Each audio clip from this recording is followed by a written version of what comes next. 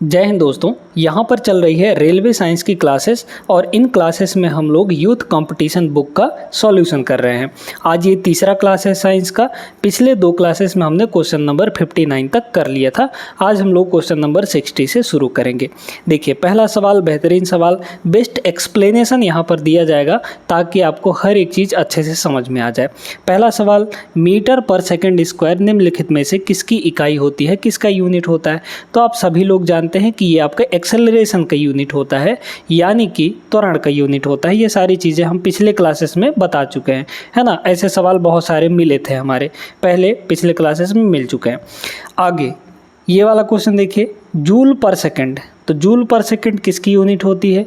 तो ये होता है आपका शक्ति का, यानी कि पावर का। जूल पर सेकंड हम लोग कह सकते हैं, क्योंकि पी जो होता है वो हमारा वर्क अपॉन टाइम होता है। वर्क का हो गया जूल, है ना, डिवाइड बाई टाइम। तो टाइम का क्या होता है? सेकंड, यानी जूल प्रति सेकंड किसका हो जाएगा? पावर का इकाई हो जाएगा, यानी शक्ति की इकाई हो जाएगी। यहाँ पे डी ऑप्शन करेक्ट आंसर हो जाएगा। आगे चलिए क्वेश्चन नंबर 62 पे।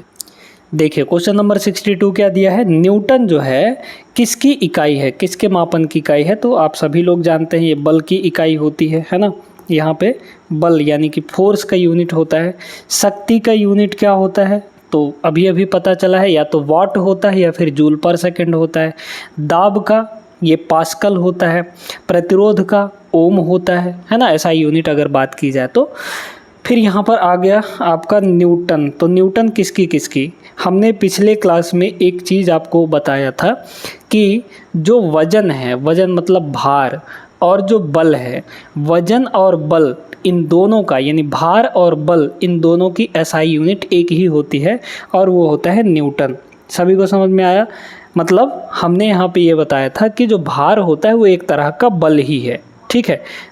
वजन जो है यानी कि भार, वो एक तरह का बल है और बल का एसआई यूनिट हमारा न्यूटन होता है। तो इसका बी ऑप्शन करेक्ट आंसर हो जाएगा। वजन और बल का एसआई यूनिट न्यूटन होता है। क्लियर है? आगे देखिए क्या दिया है, विद्युत धारा की एसआई यूनिट। विद्युत धारा की एसआई यूनिट क्या होगी? विद्युत धारा का मतलब इलेक्ट्रिक करंट। तो इलेक्ट्रिक करंट का एसआई यूनिट होता है ampere. Ampere option number C इसका करेक्ट आंसर हो जाएगा, ठीक है। अब यहाँ पे इसका एक और यूनिट भी होता है। क्या होता है? सुनिएगा। जो आई होता है, आई मतलब कि करंट, ये होता है क्यू बाई टी। क्यू क्या है? आपका चार्ज, है ना। तो चार्ज का अगर देखा जाए तो कूलाम होता है, एसआई यूनिट कूलाम होता है, डिवाइड बाई यहाँ पर सेकंड। तक कूलाम पर सेकंड भी हमारा धारा का इकाई होता है, ठीक है। तो कभी कभी ये भी पूछ देता है कूलाम पर सेकंड। कूलाम पर सेकंड ये भी आपका धारा का इकाई होता है, मतलब कि विद्युत करंट का यूनिट होता है, ठीक है ना। आगे चलिए 65 नंबर देखिए। ऐसे सवाल बहुत सारे मिलते हुए आए हैं हम लोगों को, है ना। एम्पियर, तो एम्पियर तो पता ही है किसका होता है। तो एम्पियर हो जाता है आपका विद्युत धारा का, अभी अभी पता चला है आपको, है ना। तो ऑप्शन नंबर सी इसका करेक्ट हो जाएगा। इलेक्ट्रिक करंट का एसआई यूनिट एम्पियर होगा। अगला देखिए यहाँ पर क्वेश्चन नंबर 66। इसमें बोला एसआई इकाई मतलब एसआई यूनिट वोल्ट किसका होता है? तो यहाँ पर विभवांतर का या फिर विभव का एसआई यूनिट वोल्टेज होता है ना, वोल्ट होता है। तो वोल्टेज या फिर पोटेंशियल डिफरेंस का एसआई यूनिट क्या होता है? वोल्ट होता है, यानी ऑप्शन डी इसका करेक्ट हो जाएगा, ठीक है। विद्युत आवेश, आवेश मतलब चार्ज, तो चार्ज का यूनिट होता है कूलाम, ठीक है। चार्ज का यूनिट क्या होता है? कूलाम होता है, या फिर एम्पियर सेकंड भी होता है। क्या होता है? एम्पियर सेकंड, ये भी, ठीक है। अब देखिए इसमें पूछ ही दिया आपको कूलाम किसकी इकाई होती है। तो कूलाम आपका विद्युत आवेश का यानी कि इलेक्ट्रिक चार्ज का यूनिट होता है। ऑप्शन डी इसका करेक्ट आंसर हो जाएगा। सेम ऐसे ही त्वरण का तो अभी अभी बताया है, मीटर पर सेकंड स्क्वायर होता है, ये हो गया, है ना। फिर इसमें बोला निम्न में से कौन सी तापमान की एसआई इकाई है? तापमान की एसआई यूनिट कौन सी होती है, यानी टेम्परेचर। तो टेम्परेचर का जो एसआई यूनिट होता है दोस्तों, वो आपका केल्विन होता है, यानी ऑप्शन नंबर डी इसका सही होगा। हाँ, ये डिग्री तो एंगल है ना। तो ये आपका एसआई यूनिट नहीं होगा टेम्परेचर का, मतलब कोई भी यूनिट डिग्री नहीं होती है। हाँ, डिग्री सेल्सियस ज़रूर होता है और डिग्री फ़ारेनहाइट भी होता है। तो सेल्सियस भी यूनिट है और फ़ारेनहाइट भी यूनिट है, बट ये एसआई यूनिट नहीं है। एसआई यूनिट कौन सा है? केल्विन है। सभी को समझ में आया? ठीक है, तो केल्विन टेम्परेचर का SI यूनिट होता है। अगला देखिए, न्यूटन प्रति मीटर स्क्वायर। न्यूटन प्रति मीटर स्क्वायर, बल का तो न्यूटन होता है, संवेग का होता है केजी मीटर पर सेकंड स्क्वायर। ठीक है, केजी मीटर पर सेकंड है ना, ये होता है संवेग का यानी कि मोमेंटम का। दाब का क्या होता है यानी प्रेशर, तो प्रेशर का तो पास्कल होता है। बचा ये आपका प्रणोद। ठीक है, प्रणोद बचा है यहाँ पर। तो प्रणोद जो है ये भी एक तरह का बल होता है, ये भी एक तरह का फोर्स ही है। तो फोर्स का तो न्यूटन हो जाएगा, यानी प्रणोद का ये न्यूटन हो गया। अब यहाँ पर देखिए कि इनमें से होगा क्या। दाब तो आप लोग जानते हैं कि प्रेशर पास्कल होता है उसकी यूनिट, लेकिन दाब की एक और यूनिट होती है। दाब की, क्योंकि प्रेशर जो है वो फोर्स अपॉन एरिया होता है, फोर्स पर यूनिट एरिया होता है। तो फोर्स का SI यूनिट क्या हो जाएगा, न्यूटन, और एरिया का मीटर स्क्वायर। तो न्यूटन प्रति मीटर स्क्वायर जो होता है वो आपका प्रेशर का SI यूनिट होगा। तो ये किसकी SI यूनिट है, प्रेशर यानी दाब का SI यूनिट है। डी ऑप्शन करेक्ट होगा। आगे चलिए क्वेश्चन नंबर 71 पे। तो यहाँ पर अगला क्वेश्चन क्या दिया है, भार की SI इकाई वही है जो आपका बल का होता है। ये भी सही करिए, एकदम सही करते हुए बढ़ते चलिए। फिर क्या बोला है, दी गई भौतिक राशियों में से क्या सापेक्ष राशि नहीं है। कौन सी सापेक्ष राशि नहीं है, मतलब रिलेटिव हम लोग किसको नहीं लेते हैं, तो रिलेटिव जो है टाइम में रिलेटिव में नहीं ले सकते। हाँ, वेग जो है ये आपका रिलेटिव में ले सकते हैं। जैसे मान लीजिए कि हम खड़े हैं और हमारे सामने से एक ऑब्जेक्ट गुजर गई है ना, तो हम तो खड़े हैं, मतलब हमारा वेलोसिटी 0 है। अब हम अपने रिलेटिव में देखेंगे कि हमारे रिस्पेक्ट में उस ऑब्जेक्ट की स्पीड कितनी है। तो वेग भी हमारा रिलेटिव होता है, त्वरण भी हमारा रिलेटिव होता है, दूरी भी हम लोग रिलेटिव ले सकते हैं, लेकिन टाइम कभी भी रिलेटिव नहीं होता, यानी ये किसी और पर निर्भर नहीं करता है। समझ में आया, समय किसी पर निर्भर नहीं करता है। ठीक है, आगे बढ़िए क्वेश्चन नंबर 73 पे देखिएगा। 73 क्या बोला, निम्न में से किस राशि के लिए मात्रक नहीं है। तो यहाँ पे घनत्व का भी मात्रक होता है, बल का भी मात्रक होता है, संवेग का भी मात्रक होता है, लेकिन आपेक्षिक घनत्व यानी रिलेटिव डेंसिटी का कोई मात्रक नहीं होता है, क्योंकि ये डेंसिटी अपॉन डेंसिटी होता है, और डेंसिटी अपॉन डेंसिटी मतलब कि सब कट गया है ना। तो बचा क्या, कुछ नहीं, एक न्यूमेरिकल वैल्यू बची, और न्यूमेरिकल वैल्यू की तो कोई मात्रक नहीं होती है, इसलिए इसका आंसर क्या हो जाएगा, आपेक्षिक घनत्व यानी रिलेटिव डेंसिटी। तो रिलेटिव डेंसिटी हमेशा क्या होता है, वो यूनिट लेस होता है। ठीक है, आगे इसको देखिए, निम्न में से किस युग्म की इकाइयाँ समान नहीं होती हैं। देखिए यहाँ पे चाल और वेग का तो होता है ना, कार्य और ऊर्जा इनका भी जूल ही होता है, कार्य का भी जूल होता है, ऊर्जा का भी जूल होता है। दूरी और विस्थापन ये दोनों लेंथ ही हैं, तो इनका भी होगा।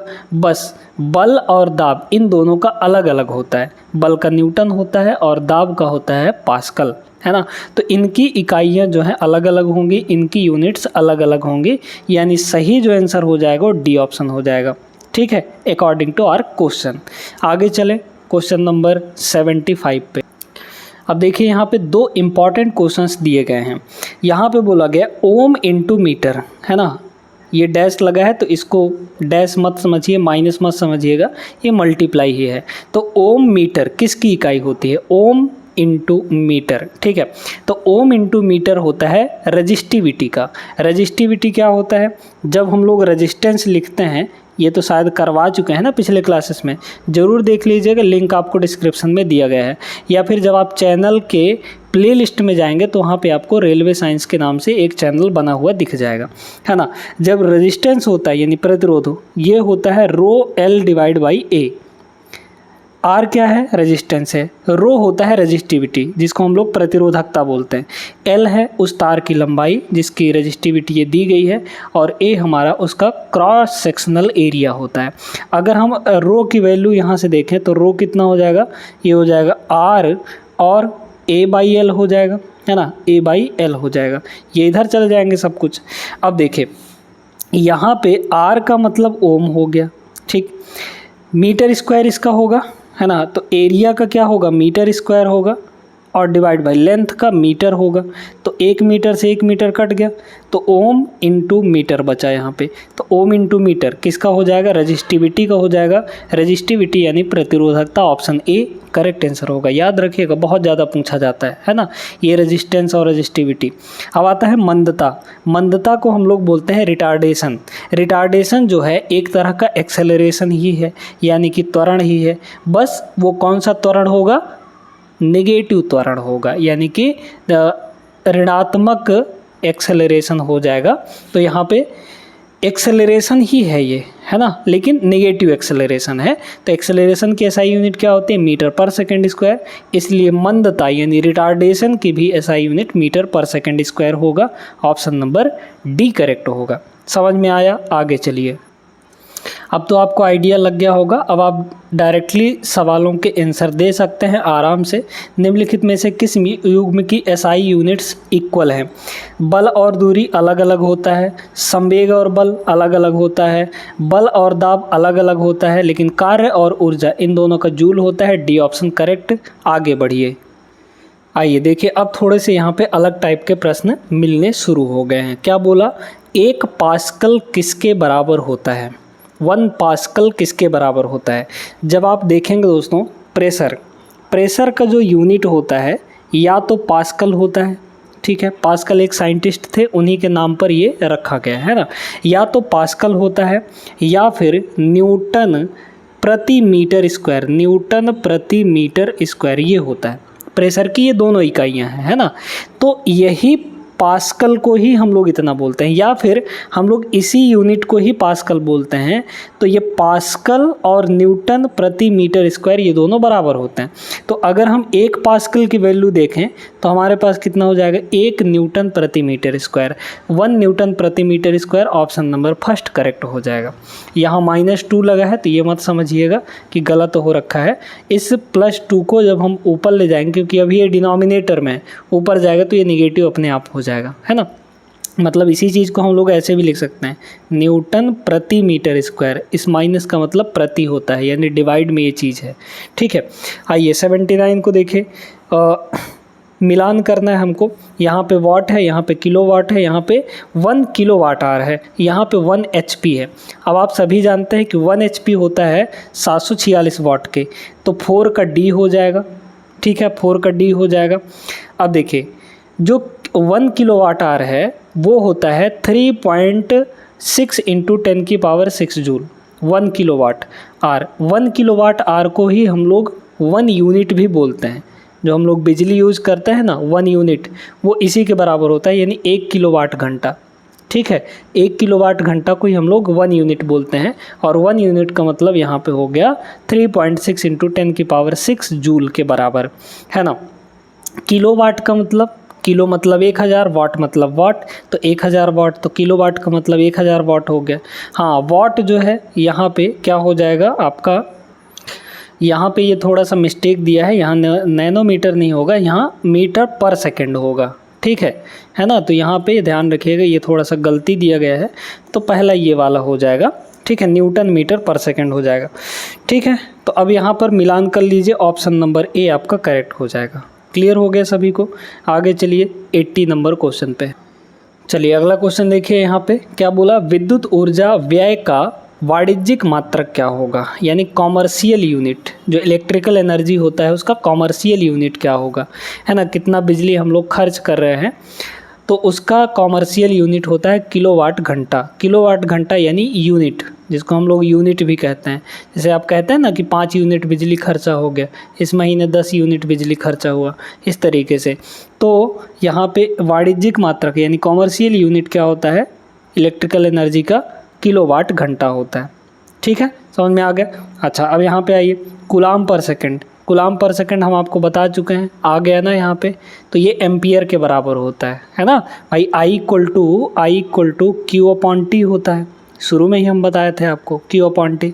Q मतलब कूलाम और T मतलब सेकंड, तो कूलाम पर सेकंड किसका होगा, I का होगा, और I की एक और यूनिट होती है एम्पियर। तो एम्पियर जो है किसके बराबर होगा, कूलाम पर सेकंड के बराबर होगा, है ना। तो एम्पियर इसका करेक्ट आंसर हो जाएगा, बी ऑप्शन। तरंग वेव का एसआई मात्रक क्या होगा, है ना, तरंग वेव का SI मात्रक क्या होगा। अब यहाँ पे तरंग वेव, ठीक है, तरंग वेग आपको बोला है, तो तरंग मतलब वेव और वेग मतलब वेलोसिटी, तो भाई वेलोसिटी ही ना है, किसी की भी वेलोसिटी है तो वेलोसिटी ही, तो वेलोसिटी का क्या होता है, मीटर पर सेकंड हो जाता है, यानी ऑप्शन नंबर 20 का करेक्ट आंसर हो जाएगा, है ना, मीटर पर सेकंड। हाँ, यहाँ पे आइए, ध्वनि प्रदूषण, ठीक है, ध्वनि प्रदूषण किस में मापा जाता है, यानी शोर को, नॉइज़ को किस में मेजर किया जाता है, तो नॉइज़ को मेजर किया जाता है डेसिबल में, ऑप्शन नंबर ए करेक्ट होगा इसका। डेसिबल में मापा जाता है ध्वनि प्रदूषण को, यानी कि जो शोर हो रहा है, ध्वनि की तीव्रता जो है वो डेसिबल में मेजर की जाती है। हाँ, अगला सवाल देखिए, अब सेम उसी सवाल को घुमा के पूछ लिया गया कि भाई ध्वनि प्रदूषण किस में मापा जाता है। अब इसमें पूछ दिया गया ध्वनि की प्रबलता किस में मापी जाती है ना, इंटेंसिटी वॉइस की, कितना तेज़ है, कितना लाउड है, कितना कम है, तो ये हम लोग मापते हैं डेसिबल में। सी ऑप्शन इसका करेक्ट आंसर हो जाएगा, है ना, 88 में क्वेश्चन में अगर देखें तो। अब आते हैं हम दोस्तों यहाँ पे मेजरमेंट से रिलेटेड सवालों को करते हैं। 1 एटमॉस्फेरिक प्रेशर 1 ATM, 1 ATM की जो वैल्यू होती है किसकी, 1 ATM, है ना, 1 ATM यानी 1 एटमॉस्फेरिक प्रेशर की वैल्यू ये होती है 10 टू द पावर अप्रॉक्सीमेटली 10 की पावर 5 पास्कल होता है ना। तो इसको हम लोग ये भी कह सकते हैं कि 1.01 इंटू 10 की पावर 5 पास्कल के बराबर होता है। अप्रॉक्सीमेटली कितना हम लोग कह देते हैं यहाँ पे, ये तो 1.01 है तो इसको 1 मान लिया और 1 से मल्टीप्लाई करेंगे तो ये कितना हो जाएगा, 10 की पावर 5 पास्कल हो जाता है। तो याद रखिएगा, कभी कभी ये डायरेक्टली इतना दे दिया जाता है और कभी कभी ये पूरी वैल्यू दे दी जाती है ना। तो ऑप्शन नंबर ए इसका करेक्ट आंसर हो जाएगा। 1.01 into 10 to the power 5 pascal के बराबर होता है 1 ATM की वैल्यू, यानी 1 एटमॉस्फेरिक की वैल्यू, 1 एटमॉस्फेरिक प्रेशर की वैल्यू। ठीक है, अगले दो सवाल आसान से हैं, तो पता ही है। 1 हॉर्स पावर किसके बराबर होता है, 746 वाट के बराबर, या फिर 746 वाट को क्या कहा जाता है, एक अश्व शक्ति कहा जाता है, यानी 1 हॉर्स पावर। अश्व शक्ति हिंदी में कहते हैं, इंग्लिश में हॉर्स पावर कहते हैं। क्लियर हो गया ये भी, आगे चलिए। हाँ, अब देखिए 1 डायोप्टर, ठीक है, पहले तो ये समझिए डायोप्टर होता क्या है। तो डायोप्टर होता है लेंस की क्षमता मापने की इकाई, है ना। पावर ऑफ लेंस हम लोग किस में मापते हैं, डायोप्टर में मापते हैं। और एक डायोप्टर जो होता है, मतलब डायोप्टर जो होता है वो पर मीटर होता है ना, पर मीटर होता है। तो 1 डायोप्टर अगर कहेंगे तो 1 पर मीटर हो जाएगा। ठीक है, मतलब डायोप्टर की जो यूनिट होती है, मतलब कि डायोप्टर कहते किसको हैं, तो कहते हैं 1/मीटर को। 1/मीटर जो होता है वो डायोप्टर के बराबर होता है ना। तो चाहे डायोप्टर कह लीजिए या फिर 1/मीटर कह लीजिए, मतलब पर मीटर कह लीजिए। ठीक है, तो 1 डायोप्टर मतलब पर मीटर, 1 पर मीटर, 1 पर metre, option number B correct हो जाएगा। ठीक है, और डायोप्टर होता क्या है, एक यूनिट है जिससे हम लोग लेंस की क्षमता मापते हैं, यानी पावर ऑफ लेंस मापते हैं। 1 मीटर किसके बराबर होता है, यहाँ पे बोला गया है। अब सुनिएगा, माइक्रोन का मतलब समझिए, माइक्रोन का मतलब समझिए। माइक्रोन का मतलब होता है दोस्तों 10 टू दी पावर -6 मीटर। जैसे अगर हम लोग कहें कि 1 माइक्रोन है यहाँ पे, ठीक ना, बड़े ध्यान से समझते जाएगा। 1 माइक्रोन, ये माइक्रोन का साइन है। 1 माइक्रोन की जो वैल्यू होती है ये होती है 10 टू दी पावर -6 मीटर के बराबर। 10 टू दी पावर -6 का मतलब क्या हुआ, ये हो जाएगा, अगर इधर ले आएंगे हम इसको तो इधर 1 बचा और ये मीटर हो गया, इक्वल टू, ये जब इधर आएगा तो पॉजिटिव हो जाएगा पावर, मतलब कि सीधे सीधे 10 की पावर 6 माइक्रोन हो गया। तो मतलब 1 मीटर की जो वैल्यू है वो कितनी होती है, 10 टू दी पावर 6 माइक्रोन के बराबर होता है। किसके बराबर, 10 टू दी पावर 6 माइक्रोन के बराबर, यानी ऑप्शन नंबर बी इसका करेक्ट आंसर हो जाएगा। ठीक है, सभी को समझ में आ गया।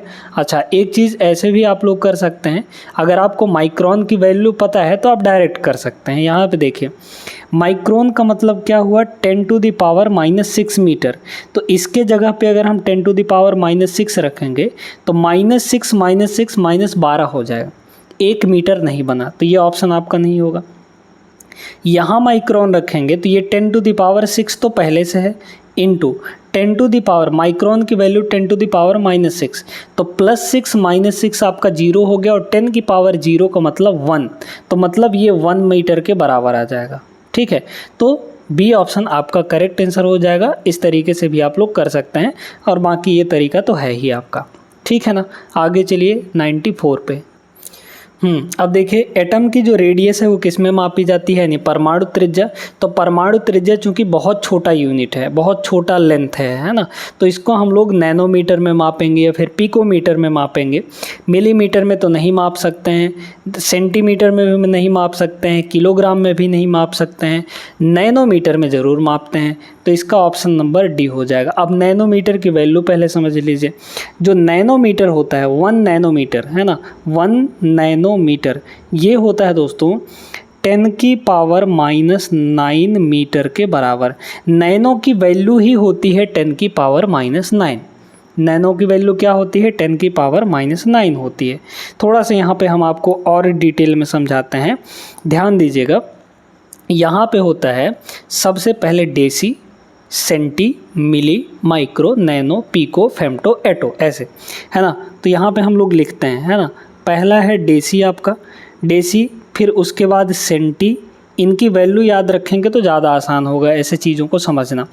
डेसी, सेंटी, उसके बाद हमारा होता है मिली, है ना। फिर उसके बाद डेसी, सेंटी, मिली, फिर उसके बाद माइक्रो हो जाता है ना। क्या होता है, माइक्रो। फिर माइक्रो के बाद नैनो, ठीक ना, कितना होता है, नैनो, नैनो। फिर उसके बाद पिको, पिको, फिर उसके बाद फेम्टो, फेम्टो, और उसके बाद एटो। अब इनकी वैल्यू क्या क्या होती है। डेसी की वैल्यू होती है 10 की पावर -1, 10 की पावर -1 यानी 1/10। ठीक। सेंटी होता है आपका 10 की पावर -2 यानी 1/100, इसको 1/100 भी लिख सकते हैं, है ना। अच्छा, मिली की वैल्यू होती है 10 टू द पावर -3 यानी 1/1000, ठीक ना। माइक्रो की वैल्यू होती है 10 टू द पावर -6, अब 3 का गैप चलेगा। नैनो का वैल्यू होता है 10 टू द पावर -9, यहाँ -6 था, यहाँ -9 आ गया, 3 का गैप। पिको का मतलब होता है 10 की पावर -12। जैसे अगर हम कहें कि 1 पिकोमीटर, तो 1 पिकोमीटर का मतलब 10 की पावर -12 मीटर, ठीक है। अच्छा, फेम्टो क्या होता है, ये होता है 10 की पावर -12, है ना, सॉरी -15, ठीक है। और एटो जो होता है ये होता है 10 की पावर -18। क्लियर है सभी को। तो डेसी, सेंटी, मिली, माइक्रो, नैनो, पिको, फेम्टो, एटो, ये हो गए हमारे स्मॉल प्रीफिक्सेस, है ना। स्मॉल प्रीफिक्स ये जो लगाए जाते हैं, जैसे हम कह रहे हैं कि नैनोग्राम, नैनोग्राम का मतलब क्या हुआ कि 10 की पावर -9 ग्राम, तो नैनो की एक वैल्यू होती है, ये न्यूमेरिकल वैल्यू है ना, ये न्यूमेरिकल वैल्यू, इनके साथ हम कोई भी यूनिट लगा सकते हैं। जैसे माइक्रोग्राम कह दिए, या फिर माइक्रोमीटर कह दिए, या फिर माइक्रोलीटर कह दिए, है ना। तो इनके साथ हम कोई भी यूनिट लगा सकते हैं, ये प्रीफिक्स हैं, इनकी एक वैल्यू होती है। क्लियर है सभी को। आगे बढ़िए। आगे बढ़ने से पहले कुछ चीज़ें और डिस्कस कर लेते हैं जो कि बड़े वाले होते हैं। जैसे ये तो छोटे वाले हो गए, है ना, छोटे वाले प्रीफिक्सेस हो गए जहाँ पे पावर माइनस में होता है। थोड़ा बड़े वाले प्रीफिक्सेस को हम लोग देखते हैं। देखिए, तो यहाँ पे बड़े वाले जो प्रीफिक्स हैं, पहला होता है हमारा डेका, ठीक है, क्या होता है, डेका। फिर उसके बाद हेक्टो, क्या, हेक्टो। फिर उसके बाद किलो। फिर उसके बाद मेगा, है ना, क्या होता है, मेगा। फिर उसके बाद गीगा, जो हम लोग टेराबाइट, गीगाबाइट कहते हैं ना, वो सब इसी से आते हैं। इनकी एक वैल्यू होती है fix, Deka, hecto, kilo, mega, giga. फिर उसके बाद टेरा, टेरा। फिर उसके बाद पेटा, पेटा। और इसके बाद फिर एक्सा, है ना, ये होता है। इतनी तक याद रखेंगे तो कोई दिक्कत नहीं होगी। डेका का मतलब 10 की पावर 1 मतलब 10, ठीक है। हेक्टो का मतलब होता है 10 की पावर 2 यानी कि 100, किसके बराबर, 100 के बराबर। किलो का मतलब होता है 10 की पावर 3 यानी कि 1000, है ना। जैसे हम लोग कह रहे हैं किलो लीटर, किलो लीटर का मतलब क्या हुआ, 1000 लीटर। किलोग्राम यानी 1000 ग्राम। किलोमीटर यानी 1000 मीटर, है ना। तो ये प्रीफिक्स हैं हमारे, इनके साथ हम कोई भी यूनिट लगा सकते हैं। जैसे किलो वाट हो गया, किलो वाट का मतलब 1000 वाट, है ना। तो वाट तो अपने जगह पे, यूनिट अपने जगह पे है, बस हम वहाँ पे क्या चेंज कर रहे हैं, अपना प्रीफिक्स चेंज कर रहे हैं। ये प्रीफिक्स हैं सारे के सारे। मेगा का मतलब होता है 10 की पावर 6। आप लोग सुने होंगे जब इंडस्ट्रियल एरिया में बात की जाती है तो जहाँ बिजली का उत्पादन होता है वहाँ पे बात किया जाता है कि इतने मेगावाट की पावर जो यहाँ पे जनरेट होती है। तो मेगावाट, मेगा का मतलब 10 की पावर 6 और वाट तो वाट ही है ना। 10 की पावर 6 यानी कि 1 के बाद 6 जीरो लगा दीजिए, जो भी आएगा 10 लाख के वगैरह आएगा समथिंग, है ना, वो हो जाएगा। गीगा, गीगा होता है 10 की पावर 9, है ना। टेरा होता है 10 की पावर 12, ठीक है। पेटा होता है 10 की पावर 15 और एक्सा होता है 10 टू द पावर 18। अब 3 का बढ़ रहा है, 3 के बाद फिर 3 बढ़ेगा, पावर 3 मतलब गैप में 3 में चलेंगे, ठीक है ना। तो ये भी आप लोग याद रखिएगा। जैसे हम लोग बोलते हैं ना 1 TB मतलब 1 टेराबाइट, 1 GB 1 गीगाबाइट, GB का मतलब गीगा है, ठीक है। गीगा का वैल्यू कितना होता है, 10 की पावर 9 होता है। समझ में आ गया। आगे चलिए देखिए, अब यहाँ पे डायरेक्ट वैल्यू से रिलेटेड सवाल है। आपको पता होना चाहिए कि 1 किलोवाट आवर किसके बराबर होता है, 3.6 इंटू 10 की पावर 6 जूल के बराबर। माइनस में नहीं होता, ठीक है, माइनस में नहीं होता है। कैसे आया है ये आप लोग यहाँ पे देख सकते हैं। 1 किलोवाट घंटा ऊर्जा किसके बराबर होता है, तो आप सभी को पता है। इसी को सिंप्लीफाई कर दीजिए, आपका आंसर आ जाएगा, मतलब इतने जूल के बराबर। सवाल वही है, बस घुमा फिरा के इधर उधर पूछ लिया जाता है ना। ये सब 2018 में पूछा गया था, वही सवाल यहाँ पे 2019 में भी पूछ लिया गया। इस साल के सवाल में भी पूछा जाएगा, इस साल के पेपर में भी पूछा जाएगा, तो पढ़ लीजिए, है ना। ऑप्शन नंबर डी इसका करेक्ट आंसर हो जाएगा।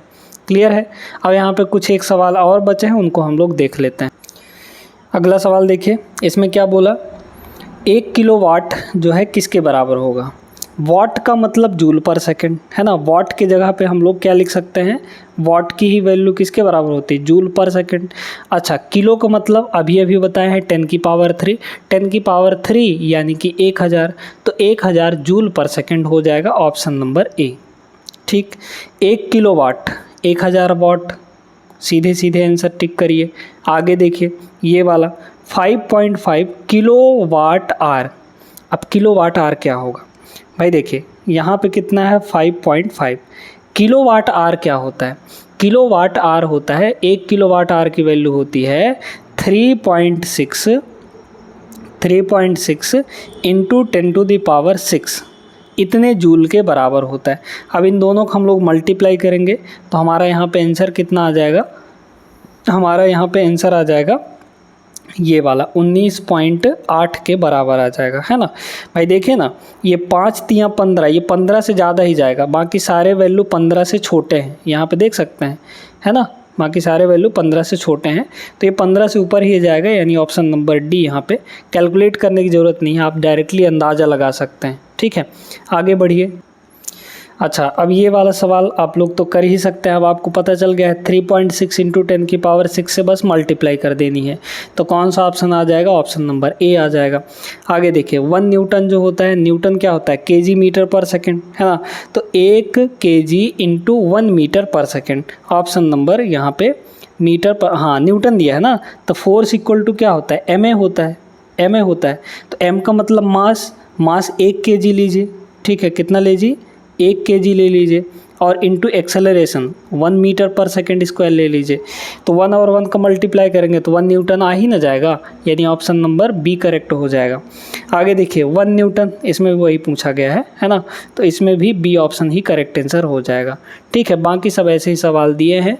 तो उम्मीद करते हैं दोस्तों कि ये सेशन आपको अच्छा लगा होगा।